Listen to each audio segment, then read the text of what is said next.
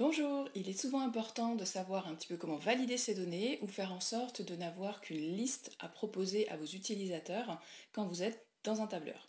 On va parler aujourd'hui de la validation de données dans Google Sheets. A tout de suite.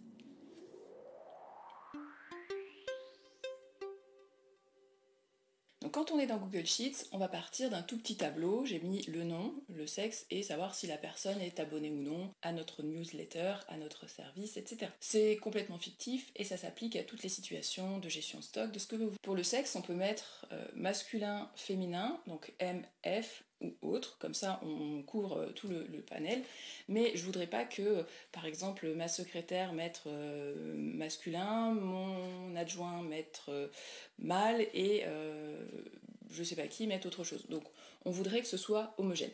Pour ça, comme on n'a que 3 valeurs, on va pas faire très compliqué, on va dans données, et ici vous avez validation des données. On va dire que c'est sur notre plage de cellules qui est ici, de B2 à B.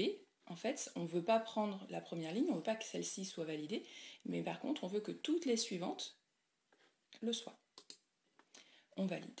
Ensuite, ici, dans les critères, on ne veut pas créer à partir d'une plage, on veut une liste d'éléments, et là, on va les mettre séparés par une virgule. Donc, masculin,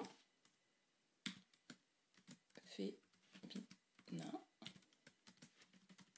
Donc mettez-les bien dans le format avec la casse, les majuscules, tout ça dont vous avez besoin. Qu'est-ce que vous voulez faire ensuite en cas de données incorrectes? Est-ce que vous voulez juste afficher un avertissement à votre utilisateur comme quoi ce qu'il fait c'est pas bien, ou refuser complètement la saisie? Je vais vous montrer les deux. Et ensuite, on peut afficher un petit texte d'aide à la validation. Donc on va remettre ici, merci de choisir entre féminin, masculin ou autre. J'enregistre. Vous voyez que là, dans ma cellule, il m'a mis la possibilité donc de choisir masculin, féminin ou autre. Si je saisis, si je commence à saisir, il me propose, et donc j'ai plus qu'à taper sur Tab pour que ça choisisse. Si je mets une donnée qui dit que c'est Toto. Donc là, comme j'ai mis que l'avertissement, vous voyez qu'il me met un petit truc rouge qui me dit attention, la valeur doit faire partie des éléments de la liste spécifiée. Et donc j'ai plus qu'à changer. Si je vais modifier ma validation de données, je mets refuser à la place.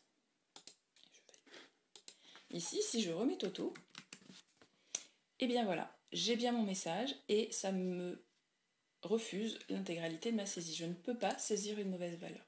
C'est tout pour aujourd'hui. Si les autres modes, les autres critères vous intéressent, dites-le en commentaire. Je vous ferai d'autres vidéos dédiées à juste ces petites parties pour que ce soit pas trop indigeste. A bientôt, c'était Mélanie de la chaîne Le Monde Numérique de Mélanie. Bye bye.